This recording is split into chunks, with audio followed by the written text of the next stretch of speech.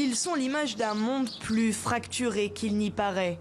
32 ans après la chute historique de celui de Berlin, les murs frontaliers se multiplient aux quatre coins de la planète.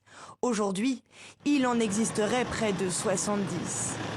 Marqueur du temps et de l'histoire, celui voulu par Donald Trump entre les États-Unis et le Mexique, la très conflictuelle ligne verte en Cisjordanie ou encore le plus historique mur de sable érigé au beau milieu du Sahara occidental.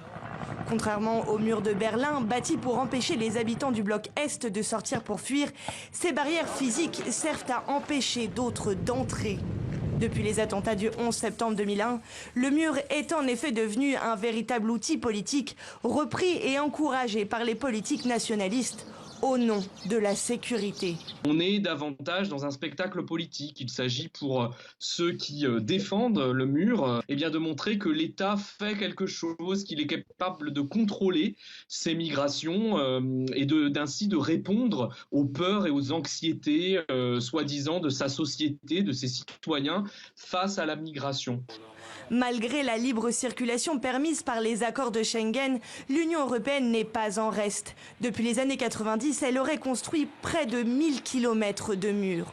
Au total, 12 pays de l'Union ont instauré des dispositifs à leurs frontières. La raison est partout la même, lutter contre l'immigration dite illégale.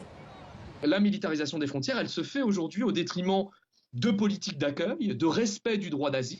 Et là, on est vraiment dans un blocage politique qui, à mon avis, va malheureusement aller de crise en crise à nos frontières sans véritablement réformer profondément la manière dont on parle et on envisage la migration au XXIe siècle.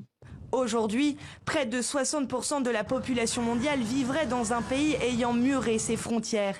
Des barricades